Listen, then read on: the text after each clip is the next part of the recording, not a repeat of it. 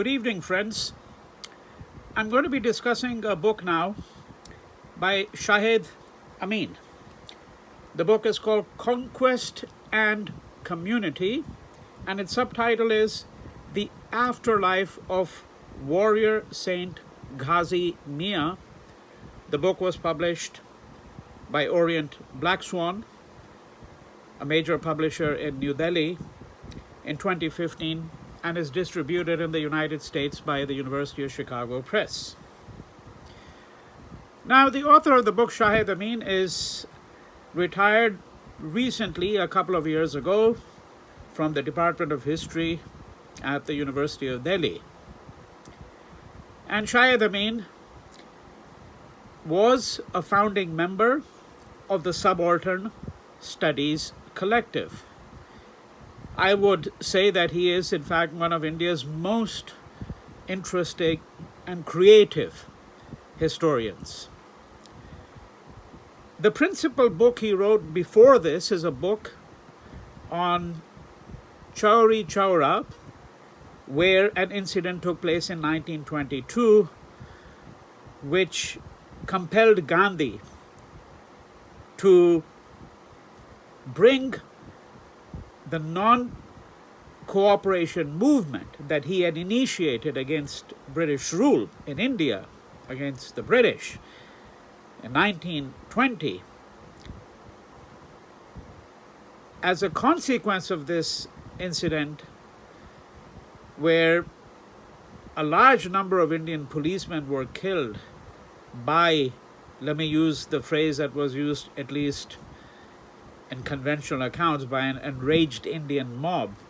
As a consequence of this, Gandhi declared that he thought that the country was not yet ready for offering nonviolent resistance. And so he brought the movement to a halt.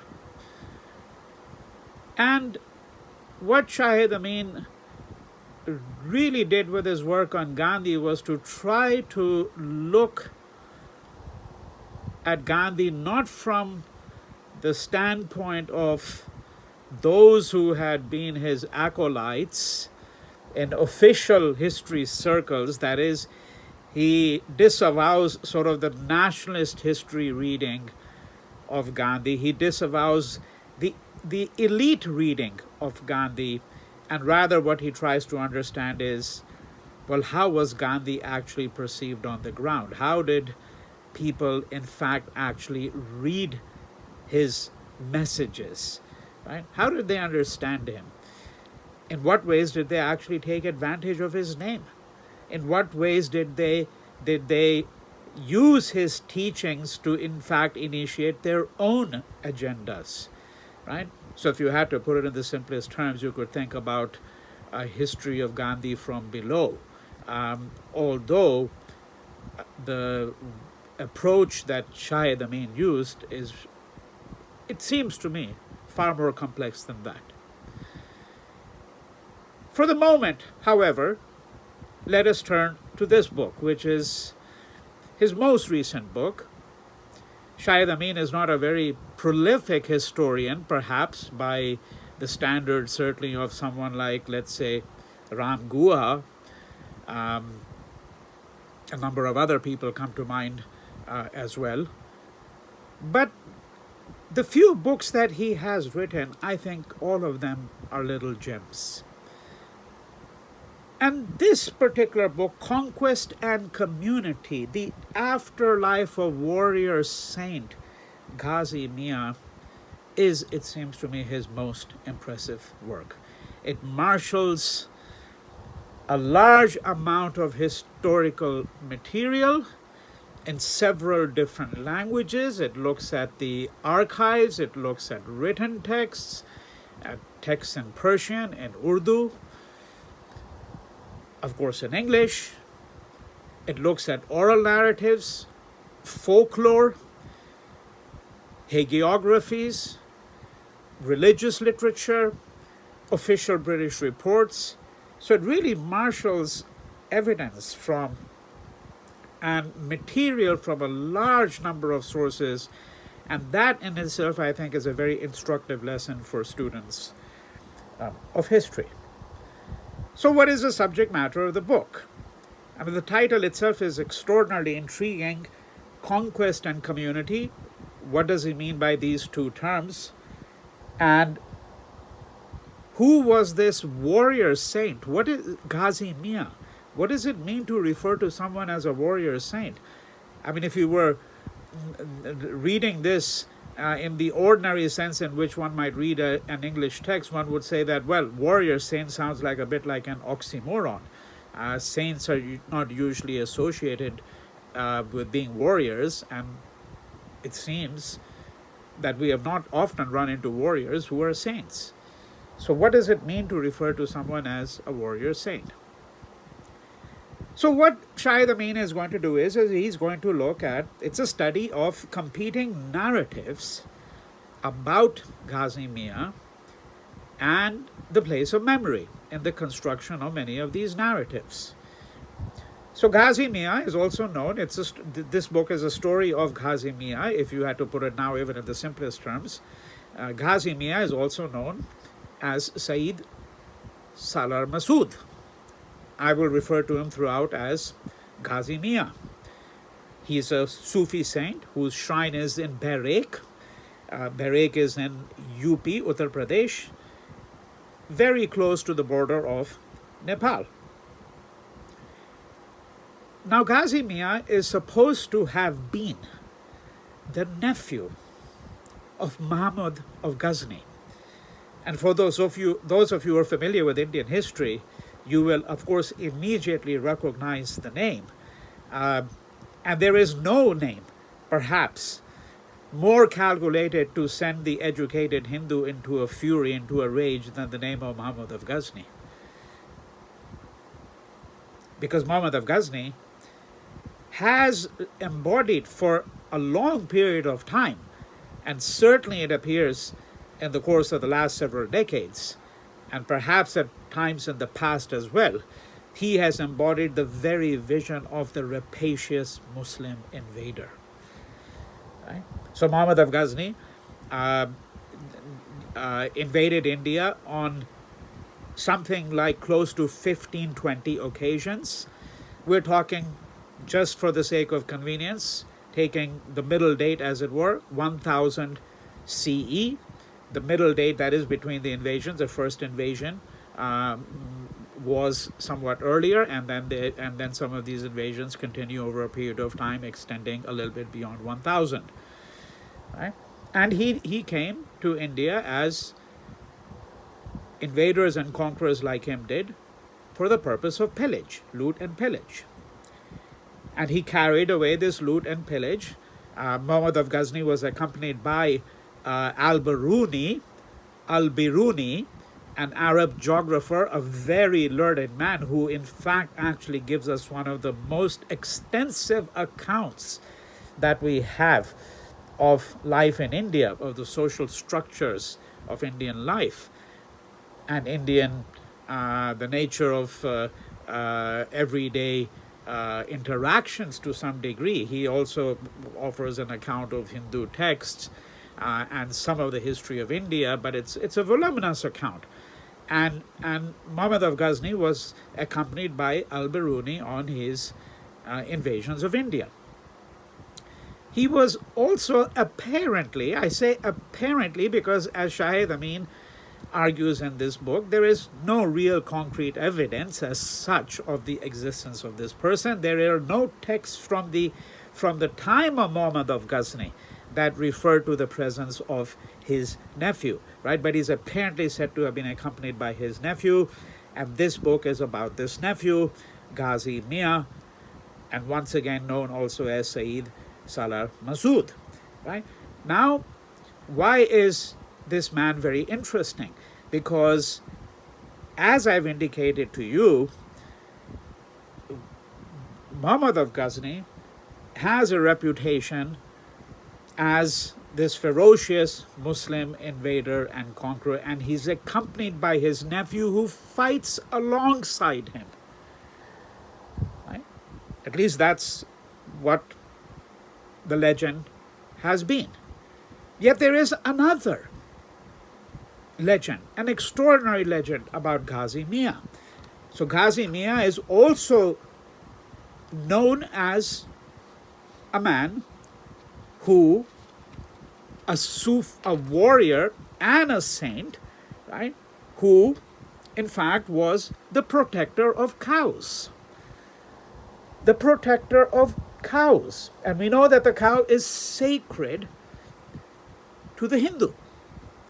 Right? So you can see the extraordinary puzzle, if you want to put it this way, that has now been put forward. That on the one hand, he accompanies Mahmud of Ghazni, therefore he himself, Ghazi Miyan himself, is a pillager, right? Someone who engaged in rapacious acts of conquest, and on the other hand, he is a person who has, over a very long period of time, acquired a reputation as a protector of cows, the savior of oppressed cowherds, and a determined foe, in fact, of the landlords who claimed as their prerogative the right to impregnate the virgin daughters of the ahirs, or ahirs rather. So this is the people who tended to the cows, right? So how does one in fact actually think through this, right? Now what Shahid Amin's meta project is, the meta project is one certainly of historiography, the writing of history, right? What makes the writing of history often a very complex enterprise, and how does one in fact use a multitude of sources which may in fact be very much at odds with each other in various ways, right? That is one part of the meta project. The other part of the meta project is the equally complex question of syncretism. Right? When we look at the Indian past, there are people like myself who have long argued that we have to think of the history of syncretism in India. Yes, there were Hindus and Muslims, and we are aware of conflicts between Hindus and Muslims, but we should also be aware of the long history of relations between what are called Hindus and what are called Muslims. Right? We might want to put these words in quotes. Right? Why so? Because, of course, when we say Hindus, what we're speaking about is a corporate category developed really fundamentally only in the late 18th century and used thereafter. Because, of course, people who we now think of as Hindus are people who variously characterize themselves and thought of themselves as Shaivites, as Vaishnavas, as Tantrics, Kabirpanthis, Nanakpanthis, Shaktos, and so on. And we know that, of course, there isn't one single monolithic Muslim community either. You can think about broadly the Sunnis and the Shias, but then you can also think of the Ismailis. Within the Shias, there are many communities.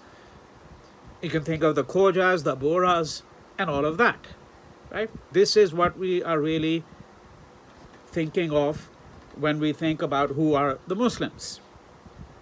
So now, what is Shahid Amin's then what we might call meta project? The meta project here is to really interrogate this term, to look at its histories, to look at its possibilities of syncretism. Because what he really wants to suggest is that yes, when we think about syncretism, we have to think about accommodation and pluralism and ecumenism, and we have to think about the particular ways in which adherents of Islam and adherents of Hinduism associated with each other. But we also have to think about syncretism as a history of agonism, right? Of conflict, of clash. And when we look at the title of his work, Conquest and Community, both these aspects are coming together, right? How around the legend of Ghazi Miyan, a community was created, a community of believers, right? A community of those who believe that he was in fact a Sufi saint. And so this is where this dargah is in Barak, and this dargah is a place which attracts millions of visitors. Millions, certainly hundreds of thousands of visitors. And though he has a reputation as someone who is associated with Mahmud of Ghazni, there are also a large number of Hindus who come to this dargah. Right? So there is a history of conquest associated with Mahmud of Ghazni, with the coming of Islam in India, but there's also a history of community. The particular way, not simply in which the Muslims created their own community, but the very way in which a community is forged at the site of the dargah. And there are, of course, many other dargahs of many other Sufi saints as well. Right? Now, everything I've said thus far should therefore be able to explain some of the most interesting aspects of this really quite extraordinary book. Now, there are three main sources. I'm not going to discuss all of them at any length, really, at all, that he really looks at. One is a 17th century Persian hagiography called the Salar Masud. The second is what you might describe as 19th and 20th century renderings of these folk accounts of Ghazi Miyan. And the third is the contemporary ballads that have been generated about Ghazi Miyan, which are performed by a particular Muslim community of balladeers known as the Tafalis. Right? So those are the main sort of sources. But I want to dwell on two more aspects of this before concluding my discussion of this book. Right? One of the things that he's most interested in, that Shahid Amin is most interested in, is the centrality of the figure of the female devotee. Now, you know, in bhakti traditions, of course, the devotee, even the male devotee, is always seen as a woman, if I may put it this way. That is, that the idea was that the true bhakta always comes to God in the form of a woman. Right? That's one way of thinking about the tradition of bhakti. But here Shahid Amin, when he looks at the figure of the female devotee, he's particularly interested, for example, in the figure of a person known as Amina Sati. And so there's a whole story about her, which is narrated on page 105 and 6. So this is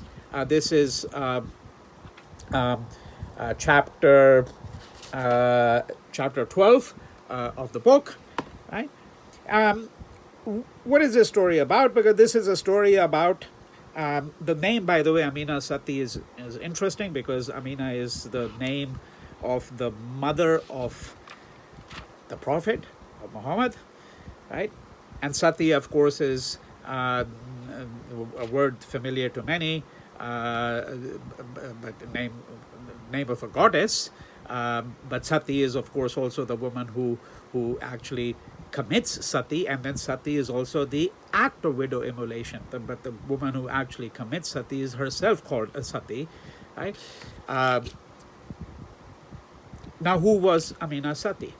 So she is a married Brahmin woman.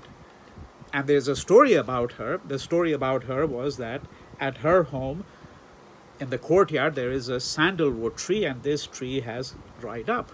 And the family priest says that this tree will only revive after the arrival of Ghazi Miyan. That if Ghazi Miyan should come at your doorstep, this tree will revive. And he arrives there with his followers, and so this tree revives. Right? Now, in her gratitude, Sati Amina, or Amina Sati, washes the feet of the Ghazi and his followers, the Panchwan Peer, right? Washes the feet. And again, for those of you who are familiar with bhakti literature, you know that that's one of the ways in which a bhakta shows his or her devotion to the saint. You wash the feet of the great saint, the mystic, the poet, and then you drink that water. Right? You humble yourself. You eliminate your ego. Right? So there are all of these associations that come to mind when you hear the story of what she does in her gratitude. But it doesn't stop there, because then she serves them a lavish meal. Now imagine a Brahmin woman cooking for a Muslim man. I mean, it's almost unheard of. Now, I recall very, very clearly lots of passages in a book, a very fine book by Urvashi Butalia, The Other Side of Silence. This is the book about partition, and you'll see the connection here. It's a book about partition, and it's a book which collects oral histories, although there's a very complex narrative that Urvashi Butalia herself furnishes as well. And when you read those oral histories, you hear some Muslims say that, well, one of the reasons why the partition took place was because, the Hindus, they never ate with us. We were always like untouchables for them. Right? Many of the Muslims in the oral histories that she collects say that, to suggest the distance between themselves and the Hindus. Also to deflect this idea that, well, there was a lot of bonhomie between the Hindus and Muslims, they fraternized constantly. Well, some of the Muslims here in these oral histories seem to suggest otherwise. They're not suggesting that there was conflict necessarily between the two, but that Muslims led their life and the Hindus led their life. Of course, what Urvashi Butalia doesn't tell us, and here we would need that meta commentary, is that most Hindus don't eat with other Hindus, certainly at that time in history. And there are a large number of Hindus who wouldn't eat with other Hindus as well, for all kinds of reasons. So it wasn't only the Muslims that they weren't eating with. But this idea of eating together, commensality as is known, is, of course, historically speaking, a critical idea in the development of cultures and societies. Who people eat with, who groups tend to eat with, and who they don't eat with, this is all exceedingly important.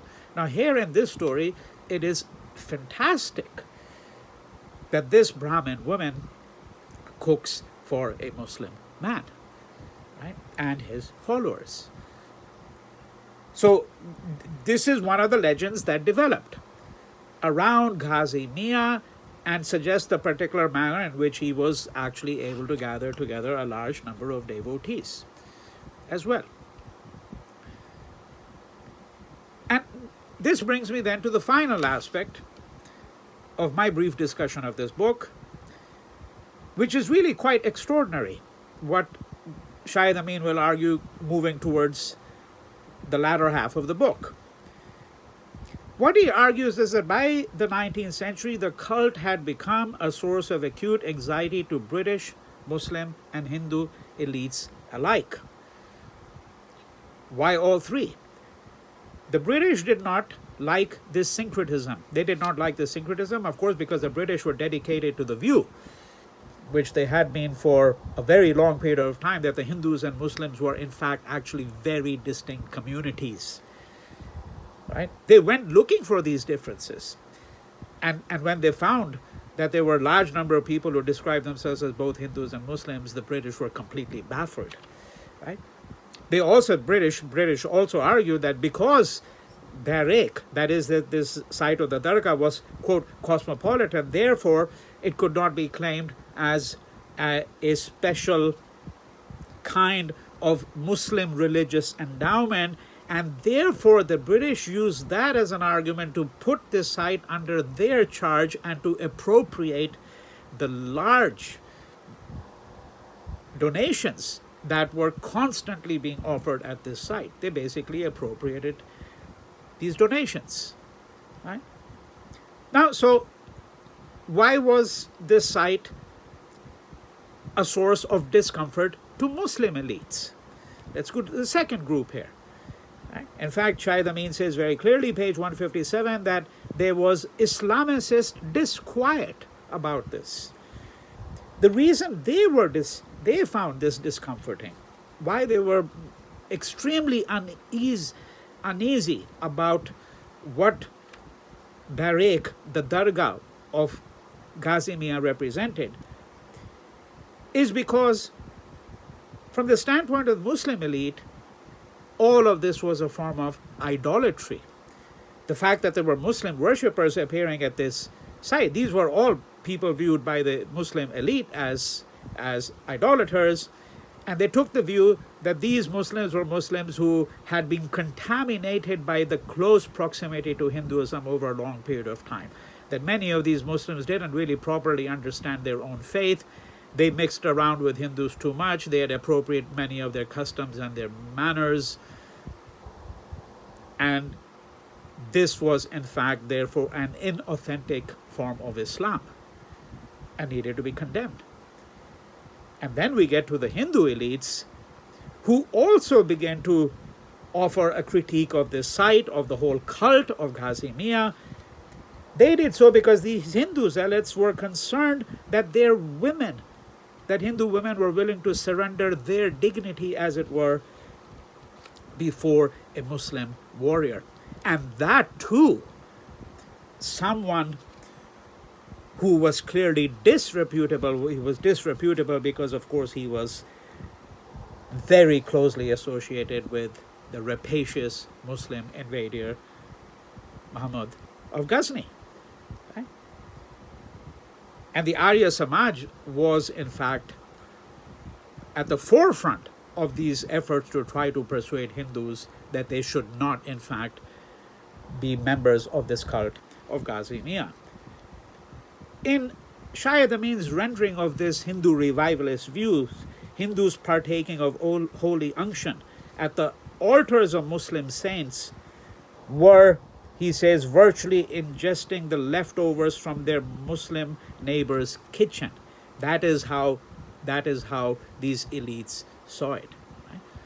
So it's a fabulous account, really, of how this syncretic site, but he has, of course, first, to use that cliched word, problematized this whole idea of syncretism. He has given a very complex reading of it, and then having done that, he also then offers a view about what it is about this site that discomforted the British, the Muslims, and the Hindus. Right? So this, I think, is a very, very fine history, and it offers an account not simply of the Indian past or of one figure, such as Ghazi Miyan. It actually offers us a way of thinking about a large number of what I think are critically important questions in the historiography of India.